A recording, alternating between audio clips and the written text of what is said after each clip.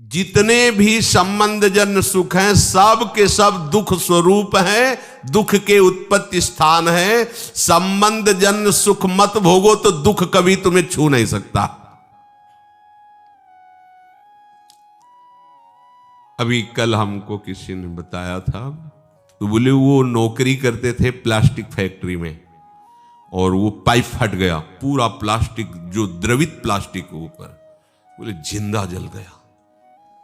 वो चिंतन तो हुआ ना। तो अब जैसे अपने लोग दूसरे जीवों को जला के खा रहे ना, ऐसे पैर बांध दिए उनको भूंज रहे, तुम्हारे पैर भी नहीं बांधे जाएंगे, जिंदा भूंज जाओगे। कर्म तुम्हें बख्शेगा नहीं, ध्यान रखना। दुख यो नया, रसेंद्री के स्वाद के लिए तुमने उन असमर्थ पशुओं को, पक्षियों को अपने स्वाद का कारण मान रहे हो, उनके मांस को। ठीक है, ले लो, मान लो इस जन्म में तो तुम ऐसे हो, लेकिन पीछे जन्म में तुमने किया ना, तो क्या परिणाम आया? प्लास्टिक, और वो भी द्रवित, मतलब गर्म पिघली हुई, सीधे पूरी है। वो कितना कष्ट हो। थोड़ी देर तदात्म होके देखो कितना एक दिन वो फूल लगा रहे थे ना, तो ब्लू गन जिसे आप चिपकाते हैं, वो जरा छू गई तो एकदम ऐसे कह रहे ये क्या है? तो बोले तो गरम प्लास्टिक ही तो है, उसमें हल्की सी गरम एकदम, जिसमें आप फूल चिपकाते हैं। वो जरा पूरी द्रवित प्लास्टिक ऐसे गिर गई। अब बोलो क्या हुआ? मर तो गए हो, लेकिन कितना कष्ट उनको हुआ होगा। ये कर्म आया। देखो तुम भूंजे ना उसके पैर बांध के, या ऐसे बांध के और खाए, अब देखो तुम्हें पैर भी नहीं बांधने पड़े। वो कर्म ने कैसे एकदम पूरा पाइप फटा, ऊपर पूरा गिरा, ले हो गया। सावधान दुख यो नया। अभी समझ में नहीं आ रहा तो मन मौज ले लो, मस्ती कर लो। ये मस्ती तुम्हारे लिए इतनी महंगी पड़ेगी, कोई साथ। अब बोलो कौन है वहां? परिवार, कोई भी, कोई धन संपत्ति, कोई भी साथ दे, पूरे शरीर में प्लास्टिक, गरम प्लास्टिक से पैक। कितना भयानक कष्ट, कितना भयानक कष्ट। ये एक कष्ट, ऐसे अनंत कष्टों को भोगना पड़ता है जीवों को। अब फिर नया जन्म होगा, उसको भूल जाएगा कि ऐसा पीछे कष्ट मिला था। जैसे अपने लोग मां के गर्भ से निकले तो कितना भयानक कष्ट, लेकिन याद है क्या? सब लोग वहीं से निकले, कोई नहीं याद। भगवान याद दिला रहे हैं, दुख यो नया। किसी भी प्रकृति जन्य अगर मुक्त होना है दुखों से, प्रकृति जन्य संयोग जन्य सुखों को मत भोगो, मत स्वीकार करो, तो तुम्हें कभी दुख भोगना नहीं पड़ेगा, पक्का। जब आप किसी वस्तु के भोगने की भावना करते हैं तो उसका अभाव प्रतीत होता है। अगर ये भोग मिल जाए तो मुझे, उसकी शुरुआत ही दुख से हो रही है, जलन से हो रही है, और उसके संयोग प्राप्ति में तुम्हारी जलन होने के कारण सुखानुभूति हो रही है, उसमें सुख नहीं है। तुमने कामना किया है, तुम उसके लिए व्याकुल हुए हो, संकल्प बनाया, इसलिए तुम्हें सुखानुभूति हो रही है, नहीं उसमें सुख। ध्यान रखना, वो भास ऐसा ही रहा है जैसे स्वप्न में। स्वप्न में लग रहा है बहुत अच्छा अच्छा खा रहे, पर पेट भरा क्या? कुछ नहीं। स्वप्न में भी तो सारी क्रियाएं होती, क्या होता है? कुछ होता है क्या? जागृत में ठीक वैसे ही भ्रम है। अगर तुम्हें उस सुखद वस्तु का भावना बने कि सुखद है, तो आपको कभी भी दुख नहीं मिल सकता। पर हम पहले किसी भी वस्तु, आज पूरा प्राणी समुदाय चेष्टा केवल सुख के लिए कर रहा है, केवल सुख के लिए। परिणाम सबको दुख मिल रहा है। जो प्रभु की तरफ चले वो धीरे धीरे दुख से निवृत्त होते हुए परम सुख की तरफ जा रहे हैं। भले आज शरीर दंड भोग रहा है पीछे के कर्म का, लेकिन आगे प्रकाश है, क्योंकि भगवत मार्ग में चल रहा है। वस्तु के अभाव का दुख जितनी जोर का होगा, मिलन में तुम्हें उतना ही सुखानुभूति होगी। ये ब्रह्म ऋषियों का मनन है। वस्तु के भोग का जितना गाढ़ चिंतन होगा, उतने तुम्हें उस भोग में सुख लगेगा, है नहीं? लगेगा। और जितना तुम उसमें सुख अनुभव करोगे, उससे अनंत गुना बढ़ के तुम्हें दुख मिलेगा। ये सिस्टम है, ये है नियम है, इसीलिए देख लो सब दुखी हैं, सब शांत हैं। भोगी व्यक्ति कभी सुखी नहीं हो सकता, दुखों से बच नहीं सकता, क्योंकि जितने भी भोग है सब दुख योनया, भगवान कह रहे हैं, भगवान के दुखालयम, यहां दुखालयम में तुम सुख भोगना चाहते हो, भगवान कह रहे हैं दुख योनया, हट जाओ, शरीर राग से हट जाओ, केवल जीवन निर्वाह मात्र, धर्म रक्षा के लिए, कर्तव्य पालन के लिए उचित शास्त्रीय विधान के अनुसार भोगों को स्वीकार करो, इसी जन्म में आनंदित हो जाओगे। अगर आप केवल भोगों में ही सुख मान करके रत हो तो परिणाम ताप संस्कार दुखैर गुण वृत्ति विरोधाच दुखमेव सर्वम विवेकिनः। तुम्हें 3 प्रकार के दुख वर्तमान में ही भोगने पड़ रहे हैं, देख लो। परिणाम दुख, पीछे जो कर्म किए उनका परिणाम भोग रहे हो। परिणाम दुख और ताप दुख और संस्कार दुख, ये 3 सुख भोगने वाले को भोगना ही पड़ता है। देखो, सुख भोगने वाले के लिए लिखा है, जो संसार में सुख भोगने की वृत्ति लिए हुए उनको ये अपने आप 3 दुख भोगने पड़ते हैं, परिणाम दुख, ताप दुख और संस्कार दुख। संपूर्ण विषय भोग आरंभ में सुख रूप सबको प्रतीत होते हैं। कोई भी कर्म जब हमारा बनता है तो उसमें हमारा लक्ष्य होता है सुख। कोई न कोई ऐसा कर्म बना जो सुख के लिए हमने पाप कर्म किया, सुख भोगने की भावना से पाप कर्म बना, और वही कर्म आकर के दंड देता है। ध्यान रखना, चाहे कोई हो, कोई भी हो, कितना भी बड़ा महापुरुष हो, इस शरीर रचने के समय उसके उस कर्म संस्कार को रचा गया है। इतनी अवस्था में तुम्हारे ये रोग होगा, इतने ये प्रारब्ध भोग है, ये आएगा, अपना रूप विस्तार करेगा। लेकिन ये भजन का, ये भगवत शरणागति का प्रताप, वो बस कवच बन करके उसकी रक्षा करता है, ना उसे भय होने देता है, ना शोक होने देता है। अब ये शरीर छूटा, पीछे सब गोदाम में आग लग गई, अब उसमें एक भी कर्म ऐसा नहीं जो जग सके या नवीन हमें बंधन दे सके, खत्म। आगे जो कर्म हो रहे हैं भगवद अर्पित हैं, वो खत्म। प्रारब्ध जो है धीरे धीरे खत्म होता जा रहा है, और उसको कैसे भुगवा रहे? कृपा कवच से। सत्य कहते हैं, अगर प्रियाजू की शरण में ना होते तो रोज हम ऐसे जलते जैसे कि तवा में रोटी सेकी जाती है, ऐसे जलते और मनाते कि ये शरीर छूट जाए तो अच्छा है, मनाते। कहाँ इतनी अर्थव्यवस्था, कहाँ ऐसी सेवा, कहाँ ऐसा हृदय की विश्राम स्थली, कहाँ हृदय को लगाते, किस पर लगाते? जिस पर लगाया था वही धोखा दे रहा था। क्या होता थोड़ी देर भी तो बिल्कुल एकदम जैसे जल में कमल का फूल रहे, ऐसे प्रियाजू रख रहे। संपूर्ण विषय भोग आरंभ में सबको सुख रूप प्रतीत होते हैं, और वही कर्म, वही विषय भोग परिणाम में महान दुख प्रदान करता है। एक सत्य घटना, ब्याह हुआ, पत्नी आई, तो जैसे परस्पर स्त्री पुरुष आसक्त हो जाते, ऐसे पति आसक्त हो गया। पत्नी का पहले से कोई प्रीतम था, वो जब उनके दृष्टि में ब्याह होने के बाद पुनः आया तो उसने रोकर कहा, हम तो आज तक तुम्हारा ही इंतजार कर रहे हैं, और जिएंगे तुम्हारे लिए और मरेंगे तुम्हारे लिए। अब ये तुम सोचो कि तुम्हारा प्यार कैसा है।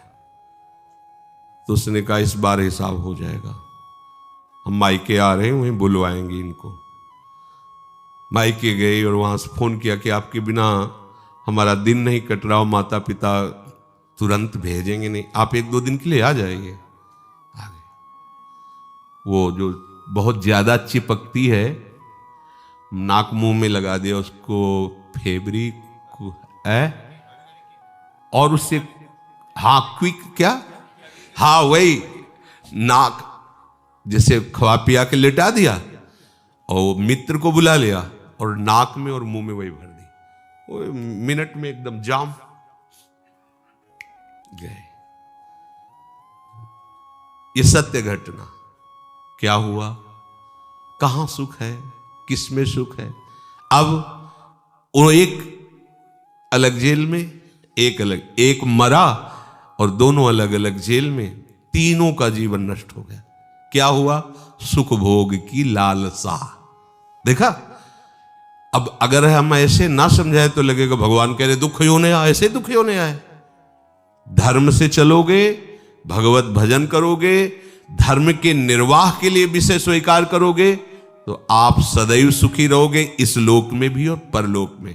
धर्म विरुद्ध आचरण करोगे, सुख भोग के लिए भगवान की आज्ञा को उल्लंघन करोगे तो न यहां सुख पाओगे न वहां सुख पाओगे। लिख लो ये बात, आज भले मुस्कुरा लो, कल मुस्कुराहट में जहर होगा। मान लो बात, ये भगवान की बात है। दुख यो नया, जगह जगह ये सुख की लालसा ऐसा नष्ट कर देती है। मेजर पदवी पर आर्मी में थे, भ्रमण करने से सब, बहुत सुंदर उनका बंगला था, बहुत सुंदर व्यवस्था उनकी थी। कानपुर में सामने मिठाई की दुकान थी, पंजाबी शरीर था उसका, सामने मिठाई की दुकान। अब वो आर्मी के तो 4-4, 5-5 महीने बॉर्डर में ही लगे हुए हैं, तो उसका उससे मित्रता हो गई मिठाई वाले की दुकान से। गेटमैन रहता उसके यहां, पर जब मालकिन का आदेश है तो गेटमैन क्या रुकेगा। अच्छा, वो जब आते थे तो सूचना दे के आते थे कि 1 महीने की छुट्टी या 2 महीने की छुट्टी, तो सावधानी हो जाती थी। उन्होंने सूचना दी नहीं, अचानक आ गए, उधर से निकलना हुआ होगा, सोचा होगा आज रात यहां रुक जाते हैं फिर चले जाते। तो गेटमैन ने कहा साहब अंदर नहीं जा सकते। दिमाग खराब, मेरा घर मेरा परिवार, तू कह रहा। बोले मालकिन का आदेश। एक थप्पड़ जमा, मालकिन का आदेश।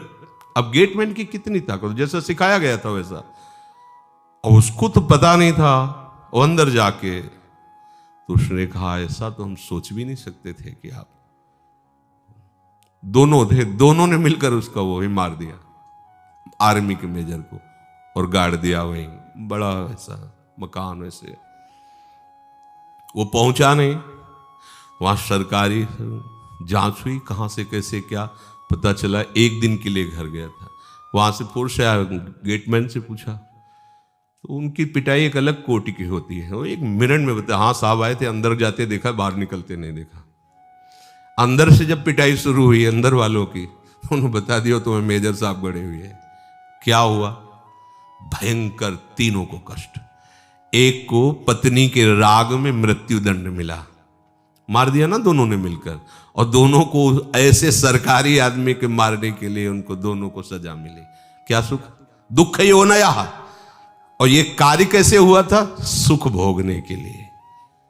जितना भी आप धर्म रहित आचरण करेंगे कहीं भी त्रिकाल में, ये तो ब्याज हुआ उस कर्म का। परिणाम जो आएगा वो तो आगे मिलेगा। बड़ी जेल है नरक, ये छोटी जेल है यहाँ की। यहाँ जो डंडा चलते हैं, फांसी मिलती या और जो भी कष्ट, ये ऐसा मान लो कि ब्याज मिलता है, और मूल हिसाब तो आपको बड़ी नरक में मिलेगा, जो यमराज के दरबार की, यहाँ के जेलर यमराज हैं, वहां जो मिलता है। वहां ऐसा नहीं होता कि 10-5 कोड़े मार दो या 10-5 साल की जेल दे दो। एक एक कष्ट को कल्प कल्प तक भोगने के लिए दंड दे दिया जाता है। अब जीव है, वहां मरना तो है नहीं, यातना देह में पड़ा भोगता रहता है। दुख यो नया, भगवान के वचन है, इसलिए ये परिणाम दुख है। धर्म विरुद्ध आचरण, भागवतिक आदेश के विरुद्ध आचरण करोगे, कभी भी कहीं भी सुखी नहीं हो सकते, चाहे जितना दान पुण्य कर लो। दान पुण्य एक अलग कर्म हो गया और वो पाप कर्म एक अलग कर। अगर कट सकता है तो एक ही काट सकते हैं, वो केवल भगवान है। मामे वे प्रपद्यन्ते माया में ताम, वो कह रहे हैं हम त्वाम सर्व पापेभ्यो मोक्षयिष्यामि मा शुचा। दूसरे व्यक्तियों के पास अपने से अधिक भोग देखने से या इच्छानुसार भोग भोगने की इच्छा से, भीतर में जो भोगों की इच्छा है पर शरीर में सामर्थ्य नहीं, किन्हीं कारणों से, या जिससे हम अपना प्रेम संबंध स्थापित किए हैं वो हमसे प्यार ना करके, और से इन सब कारणों से एक ताप हृदय में पैदा होता है, जलन। जिसको कहते हैं हम डिप्रेशन में जा रहे हैं। प्रभु को नहीं पकड़ा है तो डिप्रेशन में नहीं जाओगे और कहाँ जाओगे। अभी तो कम डिप्रेशन है, ऐसी जगह भेजे जाओगे जहाँ डिप्रेशन है, वहां कहीं शांति नहीं, एक क्षण के लिए भी शांति नहीं। आओ ऐसी जगह में जितनी गलतियां होंगी सब क्षमा हो जाएंगी। बहुत करुणा में सरकार है, अति उदार भी सुंदर। मान लो इनकी शरण में हो जाओ, दुख से बचने के लिए शरण में हो जाओ। भगवत प्राप्ति, परमानंद और प्रेम ये तो सब आगे की बातें। इन दंडों से बचने के लिए हो जाओ कि ये राष्ट्रपति हैं, जैसे न्यायालय से पास हो गया कि इसे फांसी मिलेगी, राष्ट्रपति माफ कर सकता है। अहम त्वाम सर्व पापेभ्यो, आओ तुम सर्वधर्मान परित्यज्य मां में खुला दरबार है श्री कृष्ण का। कह रहे आ जाओ माफ कर दूं। अरे चल पड़ो ना, काहे को पीछे लौट रहे हो। पीछे लौटोगे हर जगह धोखा ही धोखा है। पाए जान जगत में सब जन कपटी कुटिल कलयुगी टंचु। ये ताप होता, जलते रहते हैं। कौन कौन सा? अपने से अधिक भोग देखकर हृदय जलना, इच्छानुसार भोग ना मिलना। इच्छानुसार भोग है पर भोगने के सामर्थ्य। बड़े लीला बिहारी, जब भूख थी तब भोजन ले, जब भोजन है तो भूख ले। लीवर खराब, ये खराब, वो खराब। जब लीवर काम कर रहा था तो रोटी ले मिल रही थी, और जब रोटी की व्यवस्था होगी तो लीवर काम नहीं कर रहा। ऐसा उसका खेल लीला विचित्र है। जलो जलो बैठो। जब भोग सामग्री नहीं थी तब भोग सामर्थ्य थी, और जब भोग सामग्री आई तो भोग सामर्थ्य खो गई। जल बैठे देख देख भोगों को और जलता रहे पूरा संसार। अब चाहे जितनी दवाइयां खा ले, बड़ा विचित्र खेल, बड़ी सूक्ष्मता से मारा जा रहा है, वो समझ ही नहीं पा रहा है। भोग भोगने की सामर्थ्य नहीं पर भोग इकट्ठा है, जल रहा है। अब भोग की सामर्थ्य है पर दूसरे के पास वो भोग है नहीं, उसके पास वो देख देख के जल रहा है। और भोग है और भोग भोगने की सामर्थ्य भी है पर भय लगा हुआ है कहीं तीसरा छीन ना ले, ये जल रहा है। कह रहे कि ये ताप दुख किसी को नहीं बख्शता। परिणाम दुख पहला और ये दूसरा ताप, अधिकतर इसी ताप दुख से जल रहे हैं। और तीसरा है संस्कार दुख। यद्यपि ये साधकों में भी पाया जाता है, वो नहीं चाहते हैं भोगना पर पूर्व संस्कार बस उसे विवस्था हो रही और वो दुख भोग रहा है। ये साधक मिटा सकता है, तीनों दुखों को मिटा सकता है। भगवद आश्रित होकर विवेक के द्वारा परिणाम दुख को भोग करके निपटा देगा। जैसा भी परिणाम आया है हमारे ही कर्म का परिणाम है, पर हम प्रभु की शरण में उनकी स्मृति के बल से, उनके आश्रय के बल से इस दुख को सह सकते हैं, परिणाम दुख को। और ताप वाला दुख इसलिए नहीं होता उपासक को क्योंकि उपासक का लक्ष्य परमात्मा प्राप्ति है। वो इस सब पचड़े को पहले ही त्यागने की चेष्टा में रत है। संस्कार दुख होता है, जैसे पूर्व का संस्कार है अधिक कामी होना, अधिक क्रोधी होना, जिन कारणों से हमें भगवत प्राप्ति नहीं हुई, वो कारण हमारे अंदर विराजमान संस्कार वो हमको बार बार खींचते हैं पर हम भ्रष्ट नहीं होते। उपासक उनसे लड़ता है, उपासक उसको समझता है ये हमारी कमी भगवत प्राप्ति नहीं होने दी, अब ये कमी हम रहने नहीं देंगे। प्रयासरत रहता है, फिसल भी जाए तो भी प्रयासरत रहता है। वो इस संस्कार दुख को मिटा देता है, तभी तो जीवन मुक्त होता है।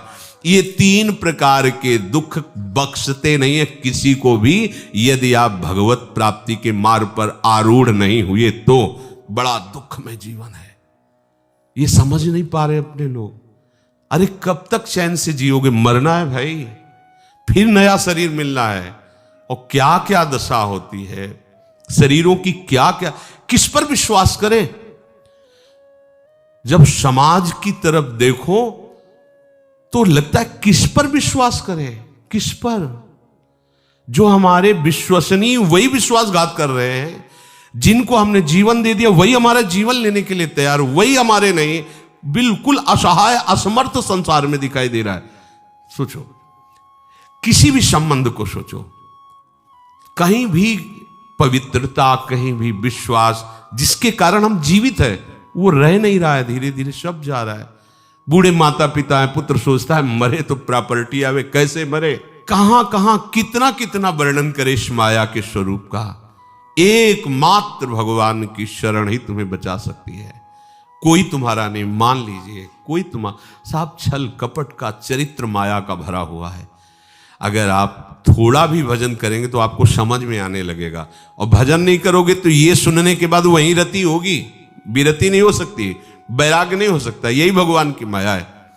वो मार पीट करके बाहर निकाल देंगे, दरवाजे पे बैठे रहोगे, लेकिन आपका हृदय उन्हीं के लिए रोएगा, उन्हीं के लिए रोएगा। यही माया है भगवान की, यही भगवान की दैवी माया ऐसी विचित्र है कि हम जानते हो हमसे कपट कर रहा है, जानते हो हम अपने धर्म का पालन न करके मुझे निकाल रहा है, बूढ़े माता पिता, लेकिन वो उन्हीं के लिए रो रहे हैं। अगर उनसे कहें चलो उनको डांटते, उनको दंड देते, तो कहेंगे नहीं, हम कष्ट सह लेंगे।